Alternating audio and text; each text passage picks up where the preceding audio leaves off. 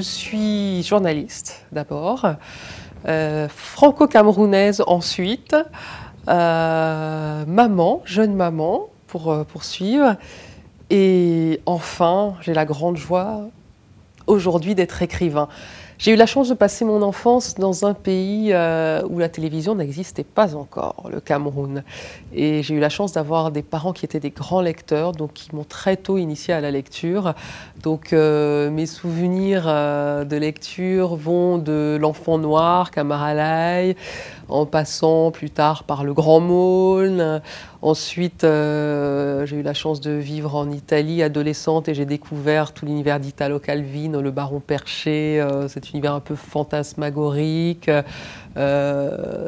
Beaucoup d'auteurs baroques m'ont nourri. J'ai commencé à écrire il y a bientôt 4 ans avec mon éditrice que j'aime beaucoup, qui un beau jour m'a gentiment mis le couteau sous la gorge et elle m'invite à déjeuner. Elle me dit tu sais, tu vas pas t'arrêter en si bon chemin, il serait temps que tu penses au suivant. Et je lui ai répondu, j'ai pas la tête à ça. Et elle m'a dit c'est pas grave, écris, ne perds pas la main. Et en fait, elle a eu raison parce que j'ai commencé à écrire des phrases, des pages que j'ai jeté dans l'intégralité tellement c'était un sous-journal intime pitoyable où je me lamentais sur mon sort.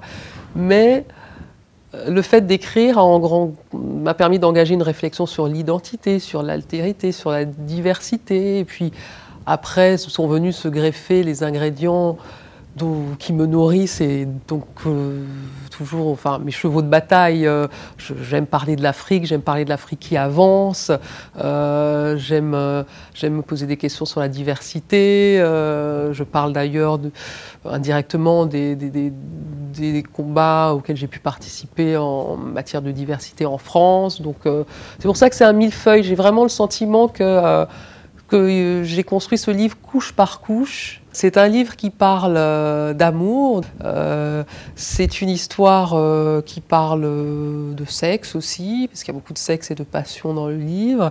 C'est une histoire qui parle d'identité, parce que les deux personnages masculins ont une faille identitaire. L'un est italien, un peu juif parce que son père l'était, mais comme sa mère ne l'était pas, il ne l'est pas tout à fait. L'autre est un Antillais qui s'est hissé dans les hautes sphères du pouvoir et qui a un problème avec sa négritude. Et tous deux vont rencontrer une jeune femme métisse et ils vont avoir des difficultés à l'appréhender dans son altérité parce qu'ils ont cette faille identitaire en eux. Et ils vont la quitter.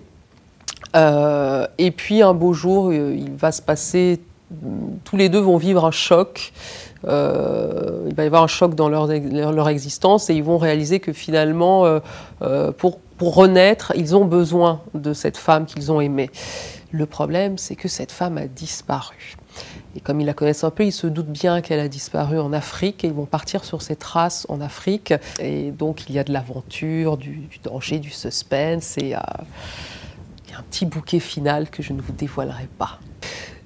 Il y a plusieurs degrés de lecture dans ce livre et c'est pour ça que je parle de millefeuille. Je parle de millefeuille parce que si on veut lire une belle histoire d'amour et de passion, je pense qu'on la trouve dans ce livre. Si on veut lire un roman d'aventure qui nous emmène vers des contrées exotiques, effectivement, il y a cette dimension dans ce livre. C'est évidemment aussi une réflexion sur vers quelle société on va. Je trouve que le choc de civilisation qu'il peut y avoir entre l'Afrique noire et l'Occident, qui est nourri par ce ressentiment de la colonisation et l'esclavage, je pense que c'est un thème qui est peu abordé. Et moi, c'est quelque chose que j'ai ressenti beaucoup. En tant que métisse, moi, je ne veux pas de ce monde où les civilisations s'entrechoquent. Moi, je crois profondément que l'avenir de l'humanité passe par le métissage. Je pense que le livre, pour moi, c'est vraiment mon espace de liberté. Et je pense qu'il y a plus aussi de liberté dans la manière d'interpréter ce que j'écris. Je pense que c'est ma vraie facette que je montre à travers l'écriture. La télévision, c'est un écran.